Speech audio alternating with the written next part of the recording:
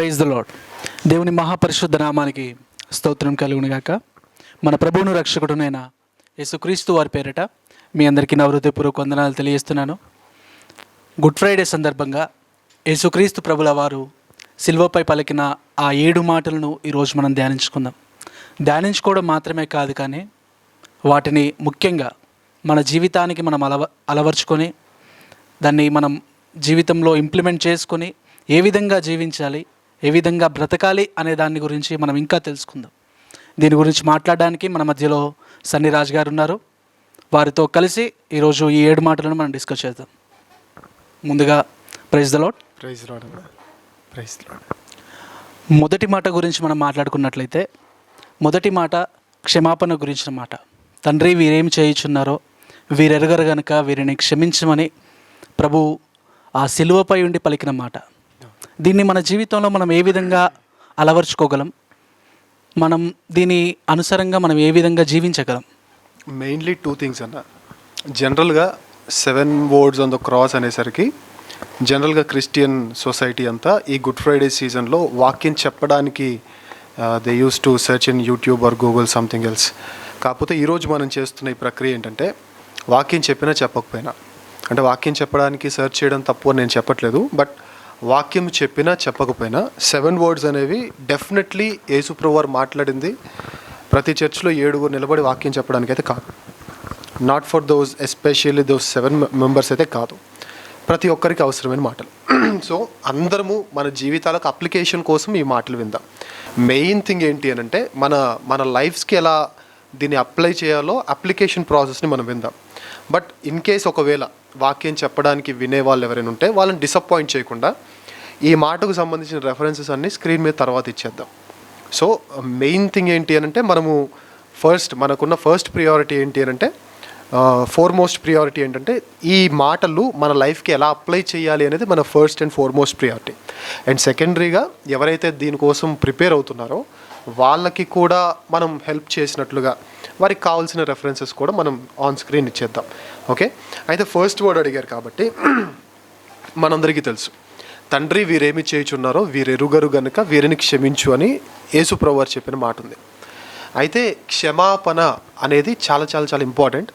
And నన్ను అడిగితే క్రిస్టియన్స్లో చాలామందికి లేని గుణం కూడా ఈ క్షమాగుణమే.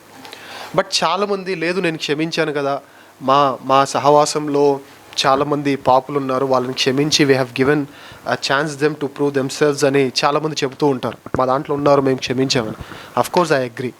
బట్ యేసుప్రభువు వారు చెబుతున్న ఈ క్షమాగుణంలోని అట్మోస్ట్ డెప్త్ అనాలిసిస్ మనం చేస్తే దేని గురించి మాట్లాడుతున్నాడంటే, నేను చాలామంది క్రిస్టియన్స్ని చూశాను. ఎలా క్షమిస్తున్నారు అని అంటే, ఒక వ్యక్తి ఎదుటివాని ఎడల చేసిన తప్పిదాన్ని క్షమించగలుగుతున్నారు. సో ఈరోజు ఈ అనాలిసిస్ వాక్యం చెప్పడానికి కాదు, మనం అప్లై చేసుకోవడానికి. It's for our application in our lives కదా. సో ఇది మనం అప్లై చేసుకుందాం ఒకసారి. యేసుప్రభువు వారు చెప్పిన మాట మనం హార్ట్ఫుల్గా చెప్పగలుగుతున్నామా? ఏంటా మాట? తండ్రి వీరేమి చేయుచున్నారో వీరు ఎరుగరు గనుక వీరిని క్షమించు. దట్స్ ద ఫస్ట్ థింగ్ కదా. అందులో యేసుప్రభువు వారు చేసిన ఆ ప్రార్థన, ఇది ప్రవచన నెరవేర్పు మనందరికీ తెలుసు. యెషయా గ్రంథం 53లో ఉంటుంది, చివరి వచనంలో ఉంటుంది. అయితే దీన్ని బట్టి దేవుడు మనకు నేర్పించాలనుకుంటుంది ఏంటంటే, యేసుప్రభువు వారు ఎలా అయితే క్షమించారో మనం అలా క్షమించగలుగుతున్నామా? దట్స్ ద మెయిన్ థింగ్ ఈ మాటను బట్టి. సో ఏంటి, నేను క్షమించాను కదా అని చాలామంది అనుకోవచ్చు. ఇంతకుముందే చెప్పాను, ఒక వ్యక్తి ఎదుటివాని ఎడల చేసిన తప్పిదాన్ని చాలామంది క్షమించడం నేను చూశాను, కానీ ఒక వ్యక్తి తమ ఎదుట చేసిన తప్పిదాన్ని క్షమించడం I have not seen anyone such candidates in Christianity, mainly in Telugu states.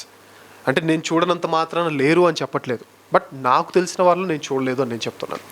మీకు అర్థమవడానికి ఒక చిన్న ఉదాహరణ చెప్తాను. ఏ అనే వ్యక్తి ఉన్నాడు, బి అనే వ్యక్తి ఉన్నాడు, నేను సి అనే వ్యక్తిని అనుకుందాం. ఏమన్నా అంటే ఎందుకు, నన్ను నేను అనుకుంటాను. సో ఏ అనే వ్యక్తి బి అనే వ్యక్తి దగ్గర 40,000 దొంగతనం చేసి పారిపోయాడు.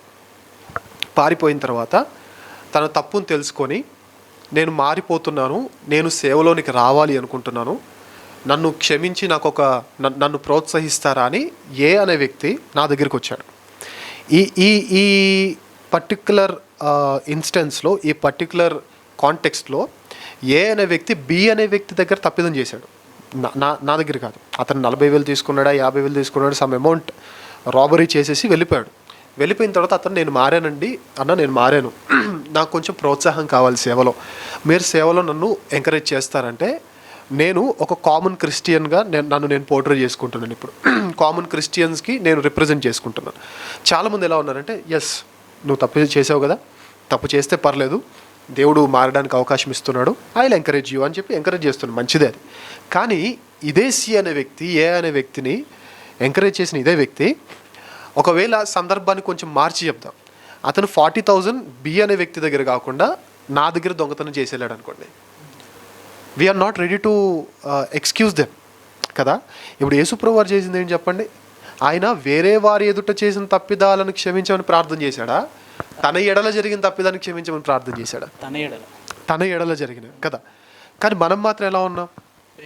వేరే వారి దగ్గర జరిగిన తప్పిదాలు క్షమించడానికి మాత్రం వీఆర్ రెడీ.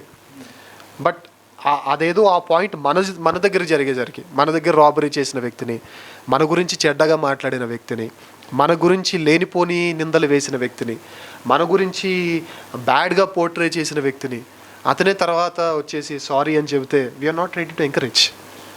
ఈరోజు మనల్ని మనం ఒకసారి ఈ మొదటి మాటను బట్టి ఎగ్జామిన్ చేసుకుందాం. We're ready to excuse others in point whether the mistake is done to others కదా. వేరే వారి జీవితంలో జరిగిన మిస్టేక్స్ని బట్టి మనం వేరే వాళ్ళని ఎక్స్క్యూజ్ చేస్తున్నాం, వెరీ గుడ్. బట్ మన ఎడల జరిగిన మిస్టేక్స్ను ఎవరైతే చేశారో వారు నిజంగా పశ్చాత్తాపడితే are we really ready to excuse them? That matters the most. So ఈరోజు ఈ మాట మనకు అప్లై చేసుకుందాం. ఇన్ కేస్ ఒకవేళ మనము గనుక క్షమించకపోతే మనకు కూడా క్షమాపణ లేదు. దానికి సంబంధించిన రెఫరెన్సెస్ మనం ఇస్తాము అని చెప్పాం కదా, అది మనం ఇచ్చేద్దాం, స్క్రీన్ మీద ఇచ్చేద్దాం. బైబిల్లో అనేకమైన రెఫరెన్సెస్ ఉన్నాయి. మనం ప్రార్థన చేసినప్పుడు ఎదుటివాడిని క్షమించకపోతే మనకు క్షమాపణ లేదు. పరలోక ప్రార్థన అని మనం ఏదైతే అంటామో, ప్రభు నేర్పిన ప్రార్థన అని, దాని కిందనే ఉంటుంది. దాని లేటర్ 2 వచనాల్లో 2 వచనాల్లో ఉంటుంది.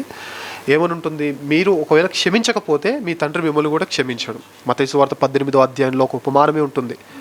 డైరెక్ట్ ఒక పారబుల్, ఒక స్టేట్మెంట్ ఉంది బైబిల్లో. ఏంటి అని అంటే, అతను క్షమించకపోయేసరికి క్షమించబడిన అతని అప్పు మరలా అతని మీద మోపబడింది. సో ఇక్కడ పాయింట్ ఏంటంటే, ఈ మొదటి మాటను బట్టి మనం నేర్చుకోవాల్సిన పాయింట్ ఏంటంటే, ఎవరెవరో తప్పులు చేసుకుంటే క్షమించడానికి ఆ దేవుడు మనల్ని పెట్టింది. మన ఎడల జరిగిన తప్పిదాన్ని పెద్ద మనసు చేసుకొని are we really ready to what we say excuse them అనేది point. In case if you are not if you have no intention of excusing in that matter, అలాంటి మ్యాటర్స్లో కానీ మీ ఎడలు తప్పిదం చేసిన వాడిని మీరు క్షమించే అంత సిద్ధ మనసు కానీ శుద్ధ మనసు కానీ లేకపోతే, ఇఫ్ నాకు లేకపోయినా, it's time for me to change, it's time for you to change. ఇది ఎవరికైనా మార్పునకు ఒక అవకాశం. తప్పు చేయని మనుషులు ఎవరు లేరు. సో ఇప్పుడు ఒకసారి మనం ప్రశ్నించుకుంటూ ఆడియన్స్ని కూడా మనం క్వశ్చన్ చేద్దాం. ఆడియన్స్ని కూడా నేను ఒకటే అడుగుతున్నాను, ఇన్ కేస్ మీ ఎడల జరిగిన తప్పిదాన్ని మీరు క్షమించలేకపోతే, ఈ మొదటి మాట మిమ్మల్ని మారమని ప్రేమగా మీ అందరిని కోరుకుంటుంది. So it's time for us to change and it's time for us to move close to the God. This is about the first word on the cross. Yes, అవునన్నా, ఇది చాలా నిజం.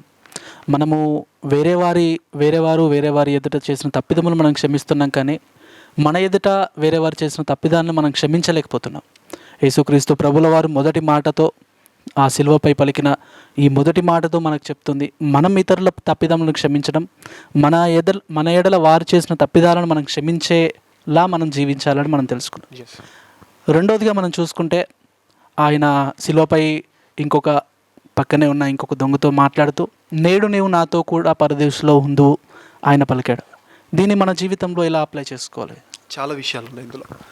ఫస్ట్ థింగ్, మన లైఫ్లో అందరు మనకు ఫ్రెండ్స్ ఉండరు.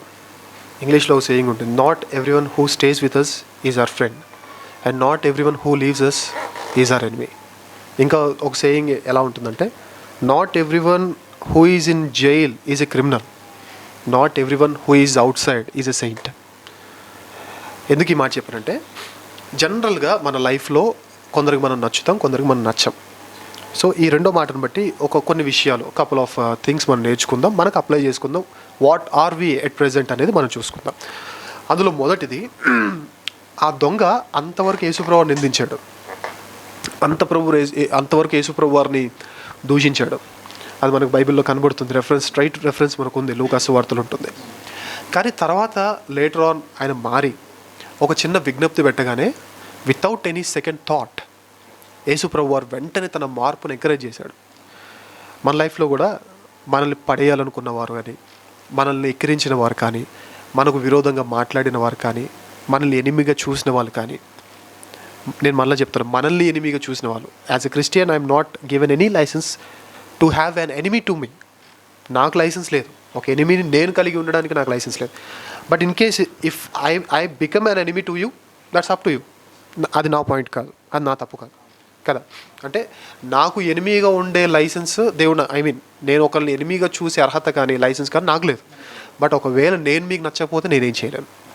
So నేను మీకు నచ్చినప్పుడు నాకు నచ్చని వాడు పడిపోతే వాడు నన్ను ఎక్కిరించి, నిందించి, దూషించి లేటర్ ఆన్ నా దగ్గరికి వచ్చి వాడి దుస్థితిని బట్టి ఒకవేళ వస్తే, నన్ను అన్నావు కదరా నీకు బాగైంది అని చాలామంది ఎక్కిరిస్తూ ఉంటారు చూసారా, అది తప్పు.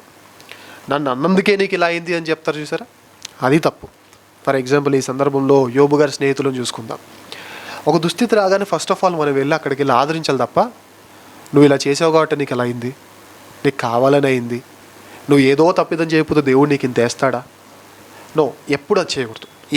Even the worst friend of hours, లేదా మనల్ని వర్స్ట్గా ఎనిమీగా చూసిన వ్యక్తి కూడా అతని దుస్థితి, ఒకవేళ అతను ఎలాంటి దుస్థితులు ఉన్నప్పుడు కూడా the first one to go and clear all his tears ఎవరు అంటే మనమే అయ్యి ఉండాలి. మనం వెళ్ళాలి, బాగైంది అనకూడదు. ఎందుకంటే అంతవరకు నిందించినోడు యేసు ప్రభువుని ఒక చిన్న హెల్ప్ అడగగానే వెంటనే ఎక్కిరించలేదు, బాగైంది నన్ను అంటావా, నీకు అంతే అవ్వాలి, ఇలాంటివి అనలేదు ఆయన.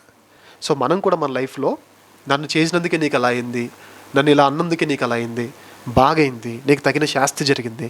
నో, మనకు ఆటో లేదు, దాని వెనక కొటేషన్స్ రాసుకునే స్కోప్ కూడా లేదు. రైట్. సో మనం చేయాల్సింది ఏంటి అంటే, ఈవెన్ మనల్ని బాధ పెట్టిన వాళ్ళు పడిపోయినా కానీ, వాళ్ళు పడిపోతే ఒకవేళ మనల్ని అడిగితే మనం చెయ్యందించే వాళ్ళ ఉండాలి, అంతే తప్ప వాళ్ళని ఇంకా తొక్కేసే వాళ్ళ ఉండకూడదు. This is the first thing. And second thing ఏంటి అని అంటే, నశించిపోతున్న వారు చాలామంది ఉన్నారు. అలాంటి వారిని రక్షించడానికి యేసుప్రభు వారు చూడండి తన స్థితిని మర్చిపోయాడు. యాక్చువల్లీ దొంగని కొట్టారా యేసుప్రభు వారిని కొట్టినంత అంటే కొట్టలేదు. యేసుప్రభు వారిని హింసించినంత హింసించారంటే లేదు. ఫర్ ఎగ్జాంపుల్ అండ్ డైరెక్ట్గా క్వశ్చన్ చేయాలి అని అంటే, ఇద్దరి స్థితిలో ఎవరి ఫిజికల్ స్థితి బాగుంది, సిచ్యువేషన్ బాగుంది అంటే దొంగదే. యేసుప్రభు వారికి నన్ను అడిగితే ఒక ఫిజిషియన్ వేసిన క్యాలిక్యులేషన్స్ ప్రకారంగా యేసుప్రభు వారు అంటే ఆయన తగిలిన గాయాలను బట్టి, ఆయన లూజ్ అయిన బ్లడ్ని బట్టి, ఆయన మోసిన వెయిట్ని బట్టి, ఆయనకి తగిలిన టోటల్గా ఆ బాడీకి తగిలిన ఆ వూండ్స్ని బట్టి ఆయన వేసిన క్యాలిక్యులేషన్స్ ఏంటంటే, సరిగ్గా ఆయన ఒక మాట మాట్లాడడానికి కూడా, అంటే మనం స్టైల్గా చదివేస్తాం కదా, తండ్రి వీరేమి చేయుచున్నారు, వీరెరగరు కనుక వీరిని క్షమించు అని. అంత ఫ్లో లేదు ఆయన మాటల్లో. ఒక్కొక్కటి మాట్లాడడానికే తడబడి కష్టపడి మాట్లాడాల్సిన పరిస్థితి. ఫర్ ఎగ్జాంపుల్ హాస్పిటల్ ఐసీయూలో లాస్ట్ డెత్ బెడ్లో ఉన్న వాళ్ళు మాట్లాడేటప్పుడు చూడండి ఎలా మాట్లాడతారు, ఇబ్బంది పడుతూ ప్రతిదీ ఆగుతూ ఊపిరి తీసుకుంటూ. ద సేమ్ సిచ్యువేషన్ యేసుప్రభు వారిది. అలాంటి సిచ్యువేషన్లో ఉన్న యేసుప్రభు వారి దగ్గరికి ఒక ఆయన నన్ను రక్షించు అని వస్తే, ఆయన ఒక సేవకునిగా ఫస్ట్ ఆఫ్ ఆల్ ఒక కామన్ మ్యాన్గా మనం ఏం చేయాలంటే, ఎదుటివాని దుస్థితిని చూసి మనం నవ్వకూడదు, ఎక్కిరించకూడదు. We should be ready to help them. కానీ ఒక సేవకునిగా వీఆర్ సర్వెంట్స్ ఆఫ్ గాడ్ కాబట్టి ఒక సేవకునిగా మాట్లాడితే, ఒకవైపు రక్షించే పని ఉంది. For example there is a meeting, there is church, there is something else that we should do in order to save those who are running towards help. అలాంటి సిచ్యువేషన్లో మనం కూడా దేవుళ్ళం ఏం కాదు. మనకి అనారోగ్య సమస్యలు వస్తాయి, మనకి బాడీ అప్పుడప్పుడు సహకరించదు. మనము కామన్ మ్యాన్సే కదా, కామన్ పీపులే మనం కూడా. మనమేమి అతీతమైన శక్తులు ఏం కాదు, మనం హీరోలం కాదు, మనం సెలబ్రిటీలం కూడా కాదు. ఇలాంటప్పుడు అప్పుడప్పుడు మనకు కూడా మన బలహీనతల్లో ఇన్ కేస్ ఎవరైనా వచ్చి నన్ను రక్షించడానికి కమాన్ వి నీడ్ యూ అని చెప్పినప్పుడు, నాకు బాగాలేదు, నేను చేయలేను, నా వల్ల కాదు, రేపు వస్తాను, ఎల్లుండి వస్తాను, హూ నోస్, రేపు వస్తానని చెప్తున్నాం కదా, హూ నోస్ రేపు మన జీవితంలో లేకపోతే, ఆర్ ఎల్స్ అతని జీవితంలో లేకపోతే. I have seen such a situation, live situation నా లైఫ్లో. ఒక సేవకుని ఒక అతను వెళ్ళి, అన్న నాకు బాప్తిస్మం కావాలన్నా, నేను మారుమనసు పొందాను, దేవుడు ఎందుకో నాకు బలమైన ప్రేరణ కలిగిస్తున్నా, నా పాపలను బట్టి నాకు భయంకరమైన పశ్చాత్తాపం కలుగుతుందంటే అంటే, జలుబు చేసిన తమ్ముడు నేను రాలేను, రేపు వస్తా అని చెప్పాడు. ఆ సాయంత్రానికి అతను నైట్ డ్యూటీ చేసుకొని వెళ్తూ నాకు మధ్యాహ్నం కావాలన్నా ఇవ్వగలరా అంటే ఆయన ఖాళీగానే ఉన్నాడు. మేబీ వేరే మీటింగ్లో ఉంటే ఏం చేయలేం, కానీ ఖాళీగా ఉన్నాడు, దగ్గరలో ఉన్నాడు, జలుబు చేసింది, నీళ్ళల్లో దిగితే నాకు ఇంకా ఎక్కువైపోతుంది, సారీ రేపు ఎల్లుండో నేను తగ్గిన తర్వాత ఇస్తా అన్నాడు. ఆ నైట్ అతను యాక్సిడెంట్ చనిపోయాడు. Who is responsible for that? ఒక సేవకునిగా యేసుప్రభు వారు అంత ఫిజికల్ సిచ్యువేషన్ బాగాలేకపోయినా హీఈస్ రెడీ టు హెల్ప్ కదా. సో మనం కూడా మన సిచ్యువేషన్స్ బాగాలేకపోయినా, సేవకుడు అంటే నలగొట్టబడ్డానికే పిలువబడిన వాడు నన్ను అడిగితే, నేను నలుగున్నా అని చెప్పడానికి ఇక ఆ స్కోప్ లేదు. రీజన్ ఏంటి? మనం నలగొట్టబడ్డానికే పిలువబడ్డాం. ఇప్పుడు ఆర్మీ వాళ్ళు గన్ను పట్టుకొని బార్డర్స్లో బిఎస్ఎఫ్ వాళ్ళు నాకు ఇక్కడ డూప్లెక్స్ ఇల్లు ఇవ్వలేదంటే హౌ హౌ హౌ ఎంత కామెడీగా ఉంటుంది అది. They are not called for that కదా. They must face any situation, whether it is rainy season, whether it is summer season, whether it is winter season, whatever. ఎలాంటి ఏమంటారు భయంకరమైన situations అయినా వాళ్ళు ఫేస్ చేయాలి. ఫేస్ చేసేది ఎందుకు అని అంటే దేశం రక్షించాలి. దేశాన్ని రక్షించడానికి ఆర్మీ వాళ్ళు ఎంత కష్టపడతా ఉంటే, ఆత్మను నరకంలోకి వెళ్లకుండా రక్షించడానికి అగ్నిలో నుండి లాగినట్టు కొందరు రక్షించు, ఏసీ కింద కూర్చొని చెప్పడం చాలా ఈజీ అవి కదా. చావునకు పట్టబడిన వాళ్ళని తప్పించు, బైక్ పట్టుకొని స్టైల్గా ఒక బాడీ లాంగ్వేజ్తో మంచి సిగ్నేచర్ మార్క్ డైలాగ్స్తో చెప్పడం ఇట్స్ వెరీ ఈజీ. బట్ అది మనం చేస్తున్నామా? That matters the most. So ఒక కామన్ మ్యాన్గా మనం చేయాల్సింది ఏంటంటే, ఎదుటివారు పడిపోతున్నప్పుడు వారి దుస్థితిని బట్టి మనం హర్షించకూడదు. అండ్ ఒక సేవకునిగా మనం చేయాల్సింది ఏంటంటే, మన దుస్థితిని బట్టి రక్షించే పనిని ఆపకూడదు. This is what the second word on the cross teaches us to do. So yeah, అవునన్న, దేవుడు కూడా అంటాడు కదా, నీ శత్రువు పడినప్పుడు నువ్వు అని చూసి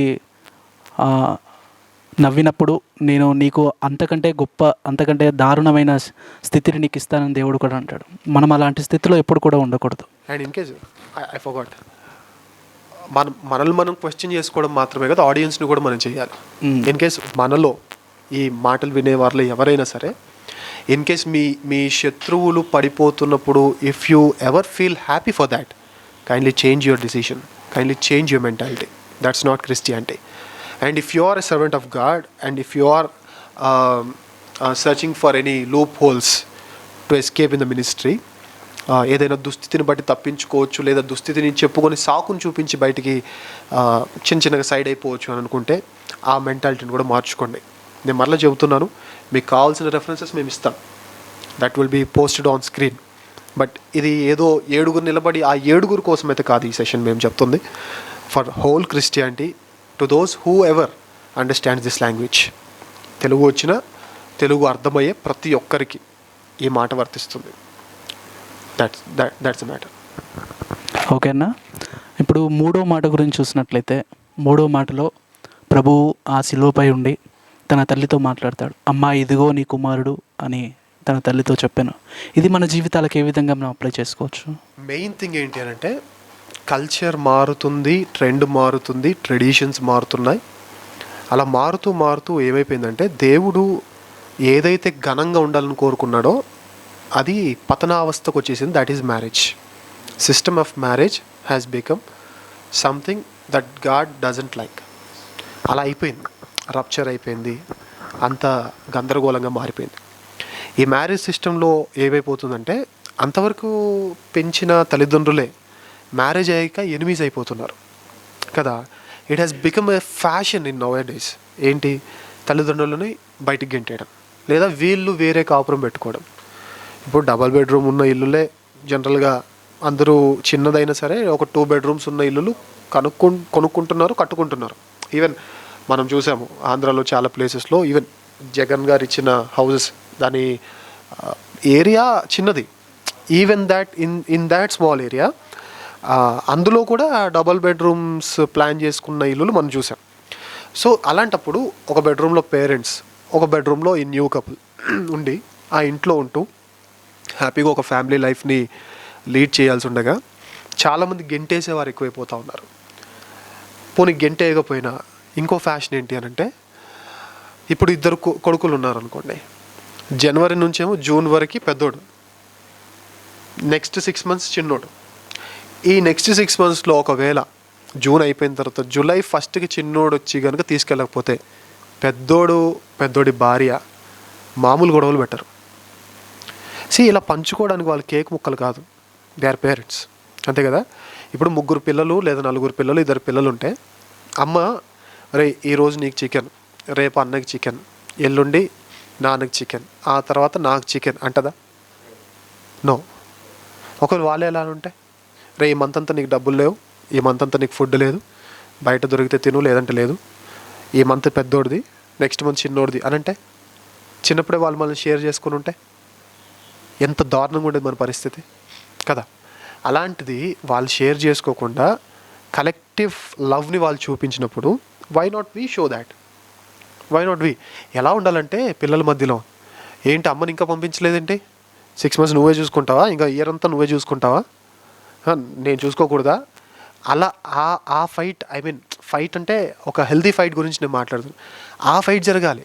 కానీ ఇప్పుడు జరుగుతుంది ఏంటి ఇంకా రాలేదేంటి, నా నా నా నా టర్మ్ అయిపోయి ఇంకా 3 days అయిపోయింది ఇంకా రాలేదేంటి, ఎవరు చూసుకుంటారు, ఎవరుండి పెడతారేంటి, she is your mom, he is your dad. వాళ్ళు చూసుకున్నారు. అలా చూసుకోకపోతే ఏమవుద్ది, లోయ కాకులు పీకేస్తాయన్నాడు దేవుడు.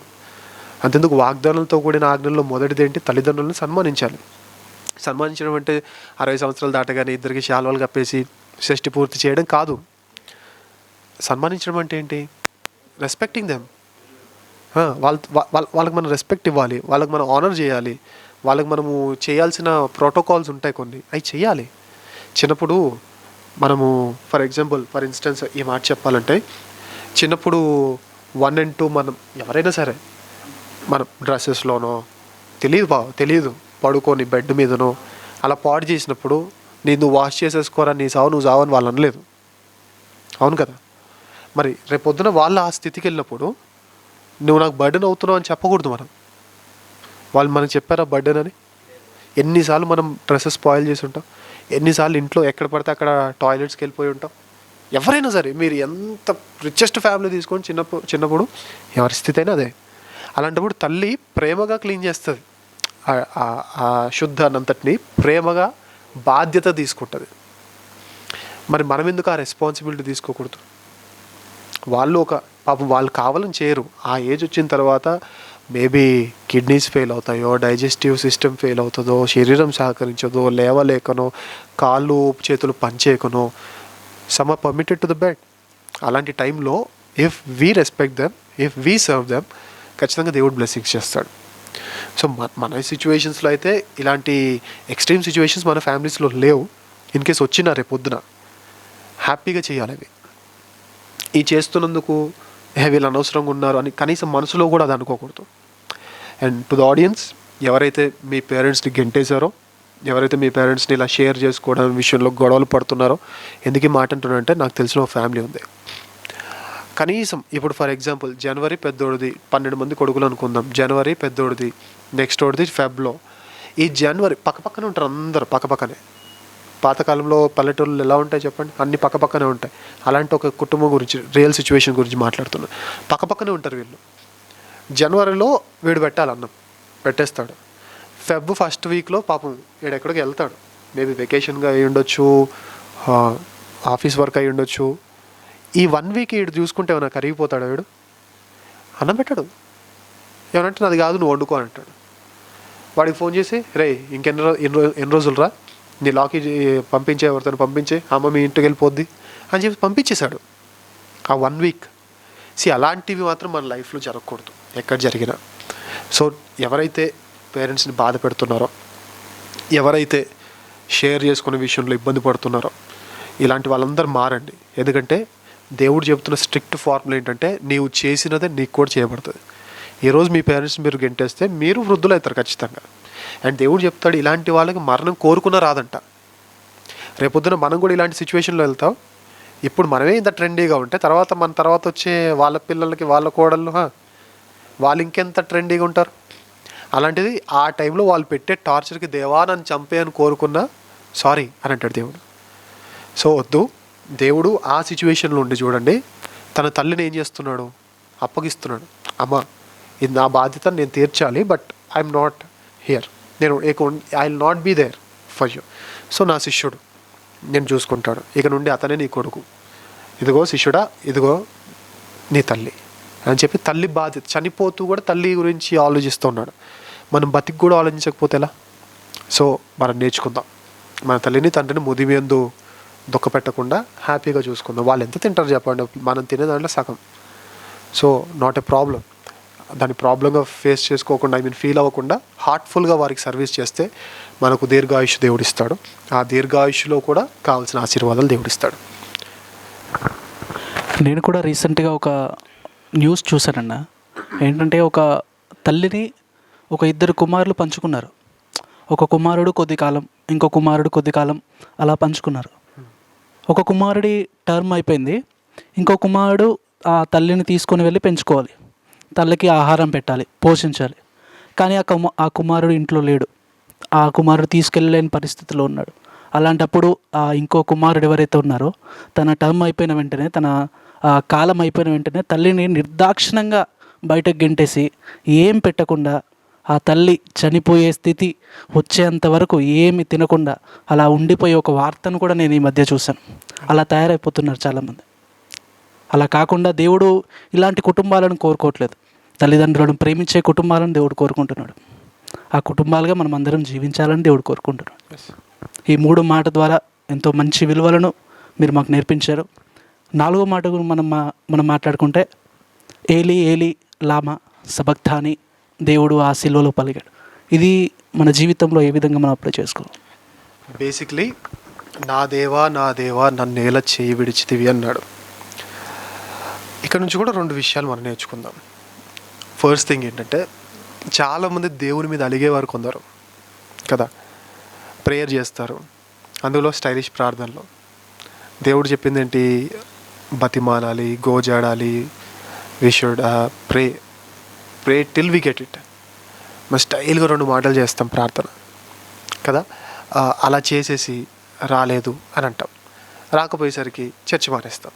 ఎందుకు మానేసామంటే, ప్రార్థన చేశాను భయ్, రాలేదు, అందుకే రావట్లేదు అని అంటారు. ఇప్పుడు ఫర్ ఎగ్జాంపుల్ నేను స్టూడెంట్ అనుకోండి, ఎగ్జామ్స్ జరుగుతున్నాయి. ఎగ్జామ్స్ జరుగుతున్నప్పుడు ఇంటర్ ఎగ్జామ్స్, 10th ఎగ్జామ్స్ ఏవో జరుగుతున్నాయి కదా. నేను 10th స్టూడెంట్ అనుకుందాం. ఎగ్జామ్స్కి వెళ్ళేటప్పుడు ప్రేయర్ చేసుకోవచ్చా? చేసుకోవచ్చు, నాట్ ఎ ప్రాబ్లం, చేయాలి కూడా. చేసి బుక్ పట్టుకోకుండా ఫేస్బుక్ పట్టుకొని, ఇన్స్టాగ్రామ్ పట్టుకొని టైంపాస్ చేసేసి ఎగ్జామ్లో ఏం రాయక తక్కువ మార్క్స్తో ఏదో బార్డర్లో పాస్ అవుతాయి. ప్రభా, నేను ఎగ్జామ్ వెళ్ళేటప్పుడు నీకు ప్రార్థన చేశాను, కనీసం దయా కనికరం లేకుండా నువ్వు కనీసం 80 మార్క్స్ కూడా తెప్పించలేదు, ఎందుకయ్యా నువ్వు దేవుడివేనా అంటే, అసలు అందులో ఏదైనా సెన్స్ ఉందో? Does that make any sense? No. ఇప్పుడు ప్రే చేసిన నేనేం చేయాలి? దేవుడు ఏమన్నాడు? దేవుడు కష్టార్జితాన్ని ఆశీర్వదిస్తా అన్నాడు కదా. అండ్ ఇంకోటి ఏంటంటే, ఒక్కసారి ప్రే చేయడం కాదు, till we get it we should pray. And చేసిన తర్వాత కూడా ఒకవేళ ఆయన ఇవ్వకపోతే అది ఆయన చిత్తం. మన ప్రార్థన, మన పాటలు పాడతాం కదా, ఎన్ని తలచినా ఏది అడిగినా జరిగేది నీ చిత్తం అని అంటాం. పాటలేమో జరిగేది నీ చిత్తం, రియాలిటీలోకి వచ్చేసరికి జరగాల్సింది నా చిత్తం అని అంటాం. సో అలా అనకూడదు. ఇప్పుడు యేసుప్రభు అని చూద్దాం. The peak moment of his లైఫ్లో ఎవరు వదిలేశారంట? కానీ దేవుణ్ణి యేసుప్రభు వారు వదిలేశారా? తండ్రిని. సో ప్రతి ఒక్కరి లైఫ్లో దేవుడు ఖచ్చితంగా ఒక వదిలేసే పాయింట్ ఒకటి ఉంటుంది. అప్పుడు చిరాకు పడి దేవుని మనం వదలకూడదు. అర్థమవడానికి ఒక ఉదాహరణ, లైవ్ ఎగ్జాంపుల్ మీకు బైబిల్ నుంచి ఇవ్వాలి అంటే, క్లాసిక్ ఎగ్జాంపుల్ యోబు గారి జీవితం. దేవుడు వదిలేశాడు? వదిలేదా? వదిలేశాడు. కానీ యోబు గారు వదిలేశారా? వదలలేదు. ఇంకా చెప్పాలి అంటే, అదేంటండి వదిలేయడం ఏంటండి, చూస్తూ అంత కామ్గా ఎలా ఉంటారండి, కనీసం దయ లేదా, జాలి లేదా అని అంటారు. జాలి దయ కాదు ఇక్కడ, అది టెస్ట్. అది ఇప్పుడు నేను వరల్డ్లీ ఎగ్జాంపుల్ ఇస్తాను. మనకు స్కూల్లో లెక్చరర్స్ కానీ, మనకి కాలేజ్లో లెక్చరర్స్ కానీ, లేదా స్కూల్లో టీచర్స్ కానీ ఉండేది ఎందుకు? డౌట్స్ వస్తే క్లారిఫై చేయడానికి. I'm right? ఎస్. ఎగ్జామ్లో నాకు ఏం రాలేదు, సరే ఈ ప్రాబ్లం ఏదో డౌట్ అని చెప్తారా అండి? చెప్తారా? చెప్పరు. ఎందుకంటే ఆ పీరియడ్ ఏదైతే ఉందో that is a testing period in which lecturer is suppose to be calm, they are suppose to be silent. దేవుడు కూడా చేస్తుంది అదే. నువ్వేం టీచర్ రా స్వామి, అసలు అడుగుతుండే చెప్పట్లేదేంట్రా, నువ్వేం టీచర్వి, నువ్వేం టీచర్ అమ్మవి, నువ్వేం పంతులువి, నేను స్కూల్ మానేస్తా అంటే అది ఏమనుందా? సెన్స్లెస్ ఫెలోస్ చేసే పని. సో ఇప్పుడు ఎవరైతే నా ప్రార్థన దేవుడు వినలేదు, నా శోధనలో దేవుడు ఉండలేదు, ఆయన సైలెంట్గా ఉన్నాడు అని అంటున్నారో వాళ్ళు కూడా ఈ senseless candidates. Sorry, senseless candidates అనేది పెద్ద మాట, బట్ దట్స్ ట్రూ. అంతే కదా. ఎగ్జామ్లో డౌట్ అడిగేసి నాకు చెప్పట్లేదండి వీళ్ళు అని వాళ్ళని పాయింట్అవుట్ చేస్తే ఎంత సెన్స్లెస్ అది. సో నాకు దేవుడే ఎగ్జామ్ పెడితే దాంట్లో నేను పాస్ అవ్వాల్సింది, నేను ఏం చేస్తున్నా? నువ్వు నాకు చిట్టీలు ఇవ్వట్లేదని చెప్తున్నా ఎవరికి? లెక్చరర్కి. లెక్చరర్ దగ్గరికి వచ్చి నువ్వు నాకు చిట్టీలు ఇవ్వట్లేదు అందుకే నువ్వు నాకు నచ్చలేదు అంటే ఎట్లా? మనం ప్రిపేర్ అవ్వాలి. సో ఖచ్చితంగా దేవుడు ప్రతి ఒక్కరి లైఫ్లో ప్రతి ఒక్కరికి టెస్ట్ పెడతాడు. ఆ టెస్ట్లో పాస్ అయితేనే అబ్రాహాం విశ్వాసులకు తండ్రి అయ్యాడు. ఆ టెస్ట్లో పాస్ అయితేనే యోసేపు ఫరో తర్వాత ఫరో అయ్యాడు. ఆ టెస్ట్ లేకుండా దేవుడు ఉన్నతమైన స్థానంలో నిలబెట్టిన ఒక్క వ్యక్తిని చూపించాడు బైబిల్లో. ఎవరుంటారు? No one, not a single person. మనం కూడా అంత ఉన్నతమైన స్థానానికి చేరాలి అంటే we should go through the process. We are in the process and we should go through the process. What is that process అంటే test that is conducted by God himself. ఆయన conduct చేశాడు. దాంట్లో మనం వెళ్ళాలి, పాస్ అవ్వాలి. దానికి కావాల్సిన సహాయాన్ని ఇండైరెక్ట్గా దేవుడు తన శక్తిని మనకి ఇస్తాడు, రూట్స్ చూపిస్తాడు ఇండైరెక్ట్గా. బట్ డైరెక్ట్గా మాత్రం ఆయన చిట్టీలు ఇవ్వడము, రాసుకున్నానా నేనేం చూసి చూడనట్టుంటా అని చెప్పడం. సో ఇక్కడ మనం నేర్చుకోవాల్సింది ఏంటంటే దేవుడు వదిలేసిన తండ్రి వదిలేసిన కుమారుడు తండ్రిని, ఆ కుమారుని ప్లేస్లో మనల్ని ఊహించుకుందాం, మనం అప్లై చేసుకుందాం. ఎన్నిసార్లు మన ప్రేయర్స్కి ఆన్సర్స్ రాలేదనో, మన ఫ్యామిలీ సిచ్యువేషన్స్ బాగాలేవనో, ఎన్నోసార్లు మన టెస్టింగ్ టైంలో దేవుని కనికరం మనకు అందలేదనో, మనం ఎన్నిసార్లు దేవుని వదిలేసి వెళ్ళిపోయి ఉంటాం. కానీ యేసుప్రభువు అలా వదిలేసి వెళ్ళలేదు. సో మనం కూడా నేర్చుకోవాల్సింది చాలా ముఖ్యమైనది ఏంటి అని అంటే దేవుడు మనల్ని వదిలేసిన మనం ఆయన్ని మాత్రం వదలకూడదు. అండ్ సెకండ్ థింగ్ ఏంటి అంటే టెస్టుల్లో పాస్ అయితే పాస్ అయ్యాం లేదా ఇది కాదు మనం తెలుసుకోవాల్సింది. మొత్తానికైతే రాద్దాం, పాస్ అయితే పాస్, లేదా అది కాదు. దిగామా కొట్టాల్సింది అంతే. మనం దిగామంటే వారు వన్ సైడ్ అవ్వాలా. Seriously, this is not a cinema dialogue. ఎందుకంటే మళ్ళీ మేబీ అలా అనుకోవచ్చు చాలామంది. ఎందుకంటే కావాలంటే వీళ్ళు చూడండి, దావీదుని చూడండి, ఆయన దిగేటప్పుడు నేను ట్రై చేయనా అనలా. ఏమన్నాడు? అరే ఏం మనుషులు మీరు, జీవం గల దేవుని తిడతా ఉంటే ఎలా మై బ్లడ్ ఈస్ బాయిలింగ్, నేను ఖచ్చితంగా వాడి తల తీసుకొని వస్తా అని చెప్పాడు. ఏమంటారు, ఆ యాటిట్యూడ్ మనకు ఉండాలి. అంటే మనం దిగాము అంటే గెలుపు మందే. ఎందుకు అంత ధైర్యం? సెల్ఫ్ కాన్ఫిడెన్స్ కాదు, ఓవర్ కాన్ఫిడెన్స్ కాదు, సెల్ఫ్ రెస్పెక్ట్ కాదు, ఏది కాదు. Just trusting on the lord, trusting in the lord, faith on God. ఈ రెండు మనకు చాలా ఇంపార్టెంట్. ఒకటి, దిగుతున్నామా గెలుపు మనది. ఎందుకు గెలుపు మనది? మనతో ఉన్నది ఎవరు? ఆయన కాబట్టి. సో ఆ ఫెయిత్ మనం కనపరచాలి. సెకండ్ థింగ్ ఏంటి అంటే ఆయన వదిలేసిన మనం మాత్రం ఆయన్ని వదలకూడదు. సో అప్పుడప్పుడు మనం ఫెయిత్ లూజ్ అయ్యి ఉంటాం, అప్పుడప్పుడు ఆయన వదిలేసాడే ఇంకా నాకెందుకులే అని చెప్పేసి మనం కూడా వదిలేసి వచ్చేసి ఉంటాం. సో ఈ రెండిట్లో ఏది జరిగినా తప్పే, ఏది ఫెయిల్ అయినా తప్పే. అలా జరగకూడదు. ఈవెన్ ఆడియన్స్ కూడా అప్పుడప్పుడు దేవుడు కొందరు మనం బాగా ప్రేమించిన సేవకులు పడిపోవడం మనకు తెలియజేస్తాడు. రీజన్ ఏంటి? అప్పుడు అన్న వాళ్ళే పడిపోయారంటే మనకి మనం ఎలా మన వల్ల కూడా కాదులే అని చెప్పడానికి కాదు. వాళ్ళు పడిపోయారు, నువ్వు నిలబడగలవా? హోప్ని ఫీనెహాస్ పడిపోయిన టైంలో ఎవరిని పిలిచాడు దేవుడు? శామ్యూయల్ని. ప్రభా వాళ్ళకే అవ్వలేదు, హమ్ చోటా బచ్చే హూ అనలేదు, ఎస్ లార్డ్ అని చెప్పాడు. సో ఎవరు ఏం జరిగినా, whatever the situation might be, whatever the process might be, we should never leave God even if he leaves us in the testing period. That is what this fourth word teaches us to do. So yes అన్న. Nowadays Christians కూడా ఎలా ఉన్నారంటే they doesn't like this process. ఈ process ఏదైతే ఉందో దీన్ని వారు తీసుకోలేకపోతున్నారు. ఈ టెస్టింగ్ ప్రాసెస్ని వాళ్ళు తీసుకోలేకపోతున్నారు. కానీ దేవుడు కోరుకునేది మనము ఈ ప్రాసెస్ గుండా మనం వెళ్ళి దేవుడు ఏదైతే టెస్ట్లు పెడుతున్నాడో వాటన్నింటిలో మనము గెలవాలనే దేవుడు కోరుకుంటాడు. ఏది ఏమైనా, ఏ సిచ్యువేషన్ మన జీవితంలో ఎదురైనా కూడా దేవుడు మనతో ఉన్నాడు అనే ఒక ఫెయిత్ని కనుక మనం కలిగి మనం ముందుకు సాగినట్లయితే అది ఏ సిచ్యువేషన్ అయినా మనం ముందుకు సాగలం. ఇంకా మనము 5వ మాటగా మనం చూసినట్లయితే నేను దప్పిగొనుచున్నాను అని ఆయన శిలువపై పలికాడు. దీన్ని మన జీవితంలో ఏ విధంగా అప్లై చేసుకోవచ్చు? బేసిక్లీ దప్పిగొనుచున్నాను అనే మాట పైన మంచి వర్డింగ్ ఉంటుంది. లేఖనము నెరవేరునట్లు. అంటే ఈవెన్ అలాంటి బ్యాడ్ ఫేజ్ ఆఫ్ లైఫ్లో ఆయన మెంటాలిటీ, ఆయన థింకింగ్ ప్రాసెస్ ఇదంతా దేని గురించి ఆలోచిస్తున్నాడంటే, is there anything that I left behind, is there anything, ఇంకా ఏమైనా చేయాల్సి ఉందా, ఇంకా ఏమైనా చెయ్యాలా. See the non compromising mentality of Jesus Christ teachers us a lot. మన సేవలో నేను ఎప్పుడు అనుకుంటా ఉంటాను, నేను కూడా ఎక్కువ చెప్తూ ఉంటాను, మన వాళ్ళందరికీ చెప్తూ ఉంటాను, సేవ అనేది మన అర్హతకు మించింది. ఒక పాట పాడడం, వాక్యం చెప్పడం, ఇంకా గట్టి మాట్లాడాలంటే తండ్రి అని పిలవడమే చాలా మన మన మన సీన్ లేని విషయం అది. అలాంటిది ఇంత భాగ్యం దేవుడిచ్చిన తర్వాత ఎలా చేయాలి మనం? ఎంత quality, I don't mean to say what I'm not speaking about quantity, quality ఎలా ఉండాలి దేవుడి సేవలో. కానీ మనం చేసేది ఇంత, చెప్పుకునేది ఇంత కదా, అలా ఉండకూడదు. క్రిస్టియానిటీ కూడా ఎలా అయిపోతుందంటే రోజు రోజుకి ఆ ఫ్లోలో వెళ్ళిపోతున్నారు. Christianity is not getting in to the flow of the world. అది కాదు, అందరు ఇలానే ఉన్నారు కదా నేను ఉంటాను, ఇలా ఉంటేనే వాల్యూ, అది కాదు. కాంప్రమైజ్ అవ్వకూడదు. చెయ్యాల్సినది ఏదైతే ఉందో, మన చేతికి వచ్చిన ఏ పని అయినా సరే శక్తి లోపము లేకుండా మనం చేయాలి. ఏదైనా సరే, అది వాట్ ఎవర్, అది చర్చ్ క్లీనింగ్ చేయడం, లేదా మినిస్ట్రీనా, సింగింగా, వర్షిపా, ప్రీచింగ్ ద వర్డా, వాట్ ఎవర్, దాని వెనుక మనకు బ్యాక్గ్రౌండ్ వర్క్ ఎక్కువ జరగాలి. అందులోనూ కాంప్రమైజ్ అవ్వకూడదు. అండ్ ఇంకో విషయం చెప్పాలి అని అంటే, చాలామంది మాట్లాడుతూ ఈ చాలే దీనికి అని అంటారు.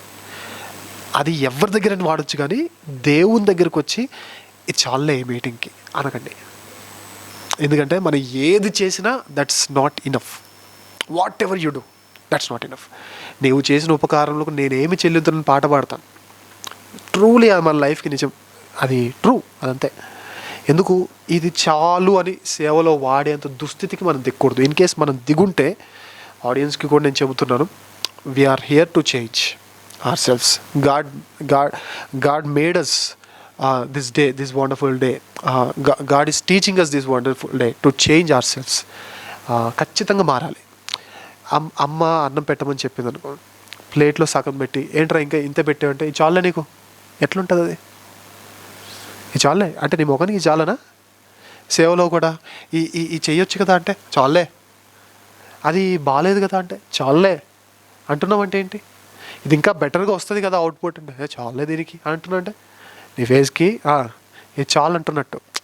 నెవర్ అది మాట్లాడద్దు. ఎందుకంటే అంత క్రిటికల్ పొజిషన్ ఆఫ్ హిస్ లైఫ్లో యేసుప్రభు వారు ఇంకా నెరవేర్చవలసిన దాని మీద మనసు పెట్టి, ఎస్ ఇంకా ఒకటి ఉంది, బాకీ ఉంది, దాన్ని నేను నెరవేర్చాలి అని ఆ స్టేజ్లో. So whatever the stage of our life we're in, ఎంత డేంజరస్ స్టేజ్లో ఉన్నా, we're here to accomplish the work. దేవునికి కార్య ఆరంభం కాదు ఏది ఇష్టం, ఫినిషింగ్ ఇష్టం. అండ్ బహుమానం కూడా ఎవరికి ఇష్టం, ఎవరికి ఇస్తారు? ఇప్పుడు రన్నింగ్ రేస్లో 10 మంది పరిగెడతారు, అందరికి ఇవ్వరు. ఎవరికి వస్తుంది అది? To those who finish they get the reward కదా. మనం రన్ చేస్తూ ఉన్నాం కానీ ఎండ్ చేయట్లేదేమో. ఇది చాలులే, 100 మీటర్లో 50 మీటర్లు పరిగెత్తి చాలులే అంటే ఏమనాలి దాన్ని? 70 మీటర్లు పరిగెట్టి చాలులే, ఇంకెందుకు దీని ముఖానికి ఈ రేస్కి ఇది చాలు, నీ ముఖానికి ఇది చాలు, నా ముఖానికి ఇది చాలంటే that doesn't make any sense. So మన లైఫ్లో కూడా ఏ పనైనా సరే క్వాలిటీ మిస్ అవ్వకుండా చేద్దాం. క్వాలిటీ మిస్ అవ్వకుండా, పౌలు గారు కూడా అంటారు, అందుకే వెనుకున్నవి మరచి ముందున్న వాటి కోసం చేసినంత మర్చిపోండి. ఇంతవరకు నువ్వు దేవుని కోసం ఏం చేసావురా అంటే, ఏం చేసినా తక్కువే అన్నా అని చెప్పాలి తప్ప, నేనా చాలా చేశాను, మా ఏరియాలో నాలాగా చేసిన వాడు లేడు, నాకంటే తోపు లేడు, నాకంటే పోపు లేడు అనకూడదు. ఇక what ever we have done is just a minute thing in the lord service. చాలా చిన్నది అది. సో ఇలాంటి పరిస్థితుల్లో మనం చేయాల్సింది ఏంటంటే, ఏం చేసావంటే, నేను చేసిన దానికంటే చేయాల్సింది ఇంకా చాలా ఎక్కువ ఉంది. I'm striving hard for that, I'm working hard for that, I'm preparing. బ్యాక్గ్రౌండ్లో నేను ప్రిపేర్ అవుతున్నా, నా వర్క్ చేస్తున్నా, నా హోంవర్క్ చేస్తున్నా. అంత ప్రిపేర్ అయ్యి ముందుకు వస్తే అప్పుడు మంచి క్వాలిటీ అవుట్పుట్ వస్తుంది. సో కోరేది ఏంటి అని అంటే ఈవెన్ ఆడియన్స్కి కానీ మనకు కానీ మనం కూడా షేర్ స్టార్ట్ చేసాం. చాలే కాదు, ఒక కంఫర్ట్ జోన్లో మనం ఎప్పుడు ఉండకూడదు. Comfort zone kills development. లేదు, ఇది సరిపోదు, ఇంకా చెయ్యాలి. ఎందుకంటే అది లార్డ్ సర్వీస్ అంతే. We are here to serve him to the highest quality. ఎంత హయ్యెస్ట్ క్వాలిటీ ఉందో అంత రేంజ్లో మనం చేయాలి. రేంజ్ అంటే మళ్ళీ ఐఎమ్ నాట్ స్పీకింగ్ అబౌట్ ఏమంటారు మెటీరియలిస్టిక్ థింగ్స్. అంటే మంచి 25,000 సూట్ వేసుకోవాలి, 4,000 పెట్టి షర్ట్ కొనాలి, నువ్వు సేవకుడివి కనీసం 5,000 పెట్టి షూ కొనాలి. That's not the range I'm speaking about. I'm speaking about the range, quality of the service of the lord. అందులో క్వాలిటీ, అందులో కాంప్రమైజ్ అవ్వకుండా, ఎక్కడ కాంప్రమైజ్ అయినా పర్లేదు, దేవుని సేవలో కాంప్రమైజ్ అవ్వకుండా వెనకున్నవి కూడా చెప్పుకునే ఆ దుస్థితి వద్దు. అది దుస్థితి నిజంగా చెప్పాలంటే. చేసినవి వద్దు, ఇక వదిలేయండి. ఇప్పుడు ఏం చేయాలంటే చేసినవి కాకుండా చేయాల్సిన వాటి మీద మన ఫోకస్ ఉండాలి. అప్పుడే లైఫ్ అనేది బాగుంటుంది. ఇప్పుడు బండి నడిపేటప్పుడు ఎటు చూడాలి చెప్పండి? నువ్వు తాజ్మహల్ని దాటి ఉండొచ్చు బండి మీద, కానీ దాన్ని చూస్తూ ముందుకెళ్ళకూడదు కదా. నువ్వు ఐఫిల్ టవర్ని దాటి ఉండొచ్చు బండి మీద వెళ్తూ, అలా చూస్తే వెళ్ళిపోయావు అనుకో, ఎక్కడ వెళ్తా యాక్సిడెంట్ అవుతుంది. So whatever the peak stages, మీ ఎంతో గొప్ప కార్యక్రమాలు చేసి ఉండొచ్చు, but once you have crossed it you should forget that. ఇంకేం చేయాలి? ముందున్న దాని మీద మనం కాన్సన్ట్రేట్ చేయాలి కదా. సో అది మనం నేర్చుకుందాం. ఇన్ కేస్ ఎప్పుడైనా మీరు వెనకనే స్ట్రక్ అయి ఉంటే కమాన్, మూవ్ ఫార్వర్డ్. అది దేవుడు మనకు నేర్పిస్తున్నాడు ఈ 5వ మాటను బట్టి. ఎస్ అన్న, God doesn't want quantity, he just wants quality మాత్రమే ఆయన కోరుకుంటాడు. ఇంకా మనం చూసినట్లయితే 6వ మాట, సమాప్తమైనది అని పలికాడు. సమాప్తమైనది అనేది మన జీవితంలో ఏ విధంగా అప్లై చేసుకోవచ్చు? ఇంతకుముందు చెప్పినట్టు దేవునికి కార్య ఆరంభం కాదు, కార్య అంతము హీ లైక్స్ ఇట్ కదా. చాలామందిని మనం చూస్తాం. ఫర్ ఎగ్జాంపుల్ బైబిల్ స్టడీ తీసుకుందాం. న్యూ ఇయర్లో ఒక రెజల్యూషన్ తీసుకుంటాం మనం, ఈ ఇయర్ బైబిల్స్ కంప్లీట్ చేయాలి అని. ఆదికాండం ఒక్కటే కంప్లీట్ చేస్తాం. తర్వాత నిర్గమకాండానికి వస్తాం. 14 అధ్యాయాలు బాగానే ఉంటాయి స్టోరీ లైన్ లాగా. తర్వాత నుంచి స్టార్ట్ అవుద్ది, ఆపేస్తాం. రోజుకు ఒక పార్ట్ నేర్చుకోవాలనుకుంటాం, 1 వీక్ బాగానే నేర్చుకుంటాం, తర్వాత ఆపేస్తాం. ఈ ఇయర్ ఇవి చెయ్యాలి అని డిసిషన్స్ తీసుకుంటాం, తీర్మానాలు తీసుకుంటాం, వాట్ వి సే రెజల్యూషన్స్ మనం తీసుకుంటాం. అవి చేస్తామా? సగం చేస్తాం, మళ్ళీ ఆపేస్తాం.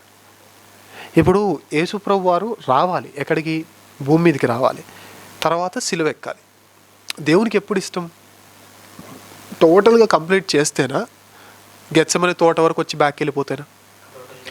అఫ్కోర్స్ గెత్సెమనే తోటకు వచ్చిన తర్వాత కొంచెం వెనక్కి లాగింది మనసు. We should accept that. మనకు కూడా లాగుతుంది, మనసు వెనక్కి లాగుతుంది. అప్పుడప్పుడు డిస్ట్రాక్షన్స్ అనేవి జరుగుతూ ఉంటాయి. జరగకుండా అంత ఈజీగా అపవాది మనల్ని ఎందుకు వదిలిపెడతాడు? When we are moving on our goals, definitely distractions will be kept in our way by Satan కదా. వాడంత ఈజీగా వదలడు. అలాంటి డిస్ట్రాక్షన్స్ వస్తున్నాయని ఆపేయకూడదు. అది సేవ కానీ ఏదైనా సరే. ఇప్పుడు వాట్ ఎవర్ ఆ మినిస్ట్రీలో, దేవుని సేవలో సక్సెస్ రావాలి అంటే కన్సిస్టెన్సీ ఉండాలి. కానీ మన వాళ్ళు ఈ టైంలో ఏమైపోయిందంటే కన్సిస్టెన్సీ కాకుండా, డిసిప్లైన్ కాకుండా మోటివేషన్కి అలవాటు పడ్డాం. మన లైఫ్ సక్సెస్ అవ్వకపోవడానికి రీజన్ ఏంటంటే మోటివేషన్కి అలవాటు పడ్డాం. మోటివేషన్ ఏం చేస్తుందంటే ఒక పెద్ద అలా క్రియేట్ చేస్తుంది. అది అంతే ఉంటుంది. ఇక అలా ఫస్ట్ ఏమో 10 meters హైట్ ఉంటుంది, తర్వాత 6 meters, 4 meters, 2 meters, 0. మోటివేషన్ ఎప్పుడు లైఫ్లో సక్సెస్ని ఇవ్వలేదు. What gives you success is discipline. నేను కార్యాన్ని అంతం చేయాలంటే ఏం చేయాలంటే డిసిప్లిన్ మ్యాటర్స్ ద మోస్ట్. కావాలంటే రిలే రన్నింగ్ కాదు, స్ప్రింట్స్ కూడా కాదు, ఒక 1000 meters రేస్ ఇవి ఉంటాయి చూసారా, వాటిని ఏమంటారు? మంచి వర్డ్ ఉంటుంది, మర్చిపోయారు. 5 km లాంగ్ రన్స్ ఉంటాయి. మ్యారథాన్స్ ఉంటాయి. మ్యారథాన్స్లో ఫాస్ట్గా పరిగెట్టేయకూడదు. 100 metersలో పరిగెట్టినట్టు 100 metersలో తక్కువ స్ప్రింట్ కొట్టాలి అలా. కానీ మ్యారథాన్లో అలా కాదు. మీకు ఎంత ఎనర్జీ ఉందో దాన్ని సేవ్ చేసుకోవాలి. Starting to ending same energy levels maintain చేయగలిగితేనే మ్యారథాన్ మనం విన్ అవ్వగలం. టోటల్గా స్టార్టింగ్లోనే ఫుల్ ఎఫర్ట్స్ పెట్టేస్తే సగం దూరం కూడా మనం రాలేం. ఇప్పుడు ఈ లైఫ్ అనేది మ్యారథాన్, నాట్ 100 మీటర్స్ రేస్. చాలామంది 100 metre fast fruit early fruit కావాలని తక్కువని ఏదో ఒకటి చేసేద్దాం అలా పైకి ఎగిసిపడతారు మోటివేషన్తో, ఫైర్తో ఫుల్ ఫైర్ బాల్లా పైకి వెళ్ళిపోతారు. అక్కడ గాలిపోయి తుస్సుమని కింద పడిపోతారు. అందుకే మనం సక్సెస్ అవ్వలేకపోతున్నాం. యేసుప్రభు సమాప్తం చేశారు, మనం ఎందుకు చేయలేకపోతున్నాం? బైబిల్లో ఉన్న చాలామంది భక్తులు వాళ్ళకి ఇవ్వబడిన పని సమాప్తం చేశారు. బట్ వై నాట్ వీ అంటే we're habituated to motivation. But what matters the most is discipline. Motivation కాదు, కన్సిస్టెన్సీ అది ఉండాలి. సో మనకి దేవుడు చెప్తున్న మాట ఏంటి అని అంటే, మనం చెయ్యాల్సిన ఫస్ట్ థింగ్ ఏంటి అని అంటే, ఎనీవే మనం దాన్ని ఫినిష్ చేయాలి. ఒక పని అనుకున్న తర్వాత దాన్ని ఫినిష్ చేయాలి. ఫినిష్ చేయాలి అని అంటే మనకు కావాల్సింది ఏంటి? మోటివేషన్, ఇన్స్పిరేషన్ కాదు, discipline and consistency. So those who are listening to these words, మీరు ఎన్నోసార్లు బైబిల్ చదవడం విషయంలో, పాటలు నేర్చుకోవడం విషయంలో, చర్చ్ వెళ్ళడం విషయంలో, ఫాస్టింగ్ విషయంలో ఎన్నోసార్లు ఫెయిల్ అయి ఉంటారు. దాని రీజన్ మీరు మోటివేషన్ మీద ఆధారపడి ఉన్నారు. మిమ్మల్ని ఏమనాలనో లేదా ఎవనో ఏదో పాయింట్అవుట్ చేయాలని కాదు, లేదా చేయడానికి కూడా ఏ స్కోప్ లేదు. ఎందుకంటే మనకి అప్లై చేసుకోవడానికి ఫస్ట్ ఆఫ్ ఆల్ మన ముగ్గురికి, లేటర్ ఆన్ వింటున్న సో కాల్డ్ ఆడియన్స్ వాళ్ళు ఎంతమంది అయితే అంతమంది, maybe 10 members, maybe 100 members, maybe 1000 members or more than that. Maybe అది 1 మెంబర్ అయినా సరే, I'm speaking to that person alone. ఆయనతోనే మాట్లాడుతున్నా, లేదా ఆ సిస్టర్తోనే మాట్లాడుతున్నా. సో మనం 6వ మాట చెప్తుంది అంటే సమాప్తమైంది. By this God is teaching us to conclude the things with high quality output. Conclude చేయాలి అంటే కావాల్సింది మోటివేషన్ కాదు, what? Discipline and consistency. So నువ్వు బైబిల్ చదవాలి అని అనుకుంటే, మీరు బైబిల్ చదవాలనుకుంటే రోజుకు 10 అధ్యాయాలు చదివేయాలి అనుకోకండి. ఎందుకంటే not every day is our day. కొన్ని డేస్ కనీసం టు బీ ఫ్రాంక్, ఈ మాట తప్పై ఉండొచ్చు, నేను దాన్ని ఎంకరేజ్ కూడా చేయట్లేదు. బైబిల్ పట్టుకోవడానికి కూడా టైం ఉండని డేస్ ఉంటాయి కొన్ని. సీరియస్లీ దాన్ని నేను ఎంకరేజ్ చేయట్లేదు, అది న్యాయమే అని కూడా నేను చెప్పట్లేదు. కానీ బైబిల్ పట్టుకోవడానికి కూడా టైం ఉండని డేస్ కొన్ని ఉంటాయి లైఫ్లో. Not every day is ours. అలాంటప్పుడు 10 అధ్యాయాలు చదువుతామా? చదవం. అప్పుడు ఏమైపోతుంది? నెక్స్ట్ డేకి 20 అయిపోతుంది. Next day 20 చదవగలమా? లేదు. ఎలాగో చదవలేదు కదా అని చెప్పేసి మనం ఏం చేస్తాం? డ్రాప్ అయిపోతాం. అదే రోజుకి 1 లేదా రోజుకి 2, రోజుకి 3, మ్యాక్స్ ఆఫ్ డైలీ 5 చాప్టర్స్ పెట్టుకుంటే కన్సిస్టెంట్గా లాంగ్ లీప్స్ కాకుండా తక్కువ అలా చేసుకుంటూ వెళ్తూ ఉంటే that definitely leads us to conclusion, ఒక ఫినిషింగ్ లైన్కి మనం వచ్చేస్తాం. సో గుర్తుపెట్టుకోండి, life is not a sprint, life is not 100 meters race. It is definitely and it is absolutely a marathon in which you should maintain discipline and consistency. So సమాప్తం ఎందుకు చేయలేకపోతున్నాం? సమాప్తం చేయాలని అందరికీ తెలుసు, బట్ చేయలేకపోవడం రీజన్ మాత్రం మోటివేషన్ మీద ఆధారపడ్డాం. సో మోటివేషన్ మీద కాదు ఆధారపడాల్సింది, డిసిప్లిన్ మీద అండ్ కన్సిస్టెన్సీ మీద. Let us showcast discipline and consistency from now on. నిజమే అన్న, కార్యారంభం కంటే కార్యాంతమే మేలు. మనం ఏదైనా పని స్టార్ట్ చేసినప్పుడు ఎన్నో అడ్డంకులు మన జీవితంలో వస్తాయి, కానీ వాటిని దాటుకొని ముందుకు వెళ్ళినప్పుడే మనం వాటి గోల్కి మనం రీచ్ అవ్వగలం. చివరగా 7వ మాట, ఆయన శిలువ మీద ఆయన ఉండి 7వ మాటగా ఆయన పలికిన మాట, తండ్రి నీ చేతికి నా ఆత్మను అప్పగించుకొంచున్నాను. దీన్ని మన జీవితంలో ఎలా? అన్నిటికంటే మెయిన్ ఇంపార్టెంట్ థింగ్ ఏంటంటే అప్పగింత. That's most important thing in one's life. మీకు అర్థమవడానికి ఎక్కువ మాటలేదు చెప్పాను, అర్థమవడానికి ఒక చిన్న ఎగ్జామ్. ఒక ఎగ్జామ్ కోసం నేను బాగా ప్రిపేర్ అయ్యాను అనుకోండి, బాగా డేస్ అండ్ నైట్స్ తినకుండా డేస్ అండ్ నైట్స్ స్టే చేసి బాగా ప్రిపేర్ అయిపోయి, ఫుడ్, బెడ్ అన్నీ మానేసి బాగా ప్రిపేర్ అయిపోయాను, బాగా కష్టపడ్డాను, ఎగ్జామ్కి వెళ్ళాను, అన్నిటికీ కనీసం ఎక్స్ట్రాలు కూడా వదలకుండా రాసేసి పేపర్ ఇవ్వకుండా వచ్చాను అనుకోండి, వాట్స్ ద యూజ్ కదా? అంటే అక్కడ అన్నిటికంటే ఇంపార్టెంట్ ఏంటి? అఫ్ కోర్స్ ప్రిపేర్ అవ్వాలి, దాట్స్ ఇంపార్టెంట్, ప్రజెంట్ చేయాలి, దాట్స్ ఇంపార్టెంట్. బట్ నా రిజల్ట్ దేని మీద ఆధారపడి ఉందంటే, నా ప్రజెంటేషన్ని నేను ఏం చేయాలి? ఇప్పుడు సబ్మిట్ చేయాలి in a right proper way, in a right proper way, acceptable వేలో నేను సబ్మిట్ చేయాలి. ఎలా పడితే అలా చేస్తే కుదురుతుందా? కిరాణా షాప్కి వెళ్ళి నాకు టీ పొడి కావాలి, షుగర్ అది కావాలి, ఇది కావాలి, ఇది కావాలి, ఇది కావాలని 5,000 రూపాయలు సరుకులు చేసాం. ఎంత అయిందన్నా అంటే 5,000 అయినాయి భయ్యా అన్నాడు. తెల్ల పేపర్ తీసుకొని reserve bank of India, governor, అటో 500, అటో 5,000, ఇటో 5,000 రాసి గవర్నర్ సైన్ మనం పెట్టేసి తీసుకో భయ్యా ఏలేలో అన్నాం అనుకో, ఏం చేస్తారు?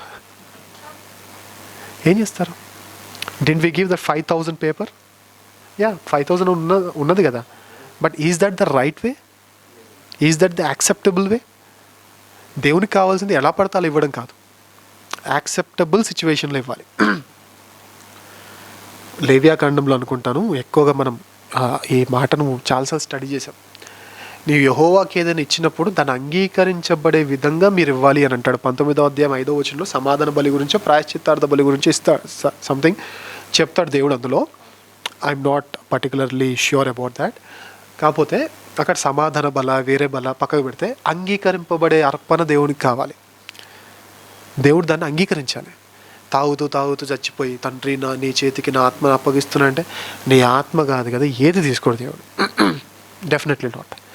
సో నాకు బాగా ఇష్టమైన మాట, నన్ను భయపెట్టే మాట ఒకటి ఉంటుంది. ఏంటంటే పేతురు గారి పత్రికలో ఎవరైనా క్రైస్తవుడైనందుకు బాధను అనుభవించితే అట్టివాడు సంతోషపడాలి అని మాట్లాడుతూ అక్కడ హతసాక్షుల గురించి మాట్లాడుతూ ఉంటాడు. ఏమని? క్రీస్తు నిమిత్తం బాధపడేవారు ఎవరైతే ఉంటారో వారు కూడా ఏం చేయాలంటే నమ్మకమైన సృష్టికర్తకు తమ ఆత్మలను అప్పగించాలి. ఈవెన్ ఇప్పుడు ఫర్ ఎగ్జాంపుల్ నేనే మనసులో పాపం ఉందనుకుందాం. ఫర్ ఎగ్జాంపుల్ బయటికి ఐఎమ్ ఏ జెన్యూన్ పర్సన్గా నన్ను నేను క్యాస్ట్ చేసుకుంటూ ఉన్నాను. లోపల I'm a fault, I have some faults in my life, I have some flaws in my life అనుకుందాం. కానీ ఒకరోజు ఒక ఆయన వచ్చి లేదు బైబిల్ కావాలా, ప్రాణం కావాలా తేల్చుకో అంటే నాకు బైబిలే కావాలని నేను చనిపోయాను అనుకోండి. బైబిల్ కోసం అతను నన్ను షూట్ చేసి చనిపోయాడు. ఇప్పుడు నన్ను పరలోకానికి ఏం తీసుకోడు దేవుడు. నేను బైబిల్ కోసం చచ్చిపోవడం కాదు దేవునికి కావాల్సింది, దేవుని కోసం బ్రతకడం దేవునికి కావాలి. ఇప్పుడు అలా చనిపోయే స్టేజ్లో ఉన్న నాలో ఫ్లాస్ ఉంటే పేతురు గారి పత్రికలో ఉంటుంది, అది దేవుడు యాక్సెప్ట్ చేయడు. సో మనం నేర్చుకోవాల్సింది ఏంటంటే we are going to submit our lives to God in whatever the possible manner అంటున్నాను. అది ఏదైనా సరే పాసిబుల్ మేనర్లో ఇవ్వండి, రైట్ ప్రోటోకాల్లో ఇవ్వండి. ఎలా పడితే అలా ఇస్తే దేవుడు ఒప్పుకోడు. సో మనం కూడా నేను పాటలు పాడుతున్నా నాకేంటి, వాక్యం చెప్తున్నా నాకేంటి, నేనేం చేసినా చెల్తా అంటే నై చెల్తా. అబ్సల్యూట్లీ దేవుడు అసలు యాక్సెప్ట్ చేయడు దాన్ని. సో ఏదో రోజు మనందరం పోవాల్సిన వారమే, నో డౌట్ ఇన్ దాట్.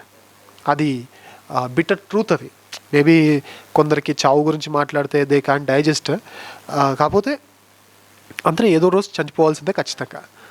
అలాంటి టైంలో మనం చనిపోబోయే ముందు వీఆర్ రైటింగ్ ఎగ్జామ్, దాన్ని మనం ప్రజెంట్ చేద్దాం. ప్రజెంట్ చేయడం కూడా, సబ్మిట్ చేయడం కూడా ఇన్ అన్ యాక్సెప్టబుల్ మేనర్ మనం చేయాలి. సో యాక్సెప్టబుల్ మేనర్ ఏంటో మనకి బైబిల్ చెప్తా ఉంది, యాక్సెప్టబుల్ థింగ్ ఏంటో బైబిల్ చెప్తా ఉంది.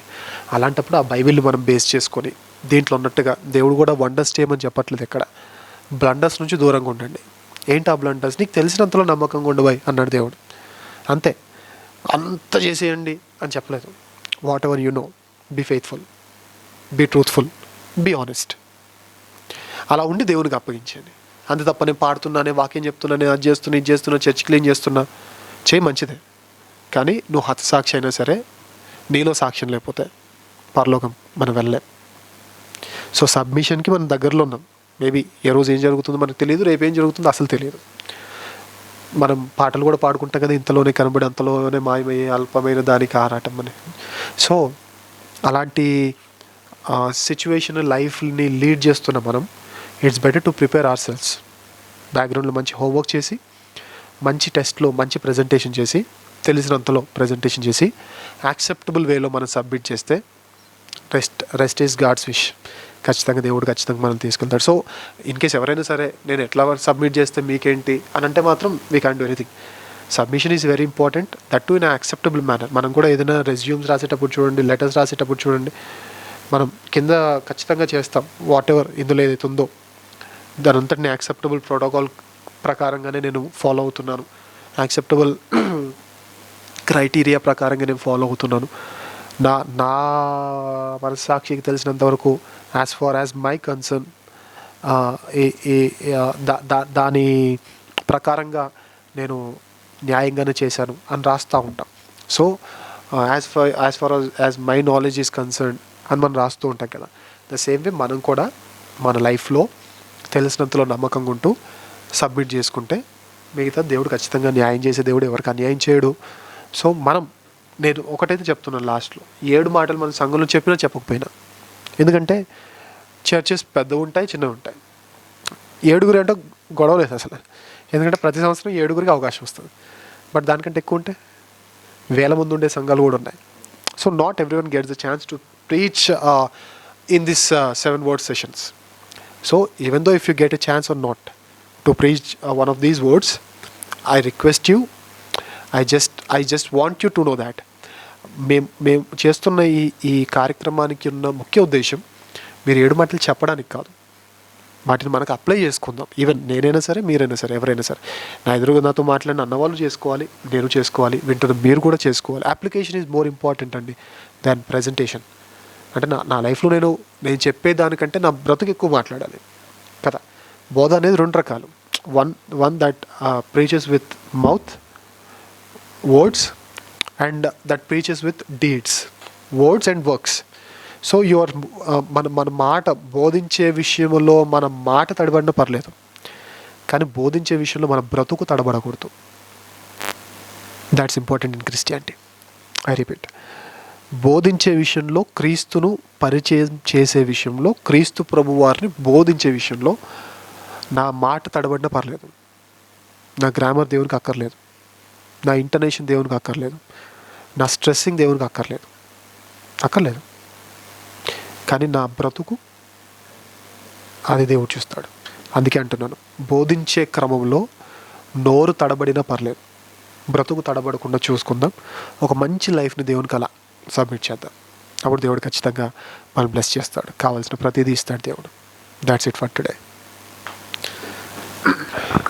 నిజమే అన్న, మన జీవితం నీటి బుడగ వంటిది, అల్పమైనది. అది ఎంతసేపు ఉంటుందో మనకు కూడా తెలియదు, దేవుడు ఎప్పుడు వస్తాడో మనకు తెలియదు. ఆ ఉన్న కొద్ది జీవితమైనా మనం నీతిగా బ్రతుకుతూ, మనమే ఒక పత్రికల ఇతరులకు దేవుని గురించి మన జీవితాల ద్వారా, మన మాటల ద్వారా కాకుండా మన జీవితాల ద్వారా, మన మాటలతో కూడా మనం చెప్పాలి. మోర్ దెన్ దట్, మన జీవితం ద్వారా మనం దేవుని గురించి వారికి చెప్పాలి. మనమే ఒక పత్రికలా మనం బ్రతుకుతూ అనేక మందికి దేవుని పరిచయం చేసే వారంగా మనం ఉండాలి. ఈ 7 మాటలు మన జీవితంలో మనం అప్లై చేసుకొని మనము దేవుని గురించి ఇంకా ఎక్కువగా తెలుసుకుంటూ మనం దేవుణ్ణి ఇంకా ఎక్కువగా పరిచయం చేసే వారంగా మనం అందరం ఉండాలని నేను కోరుకుంటున్నాను. థ్యాంక్ యూ అన్న.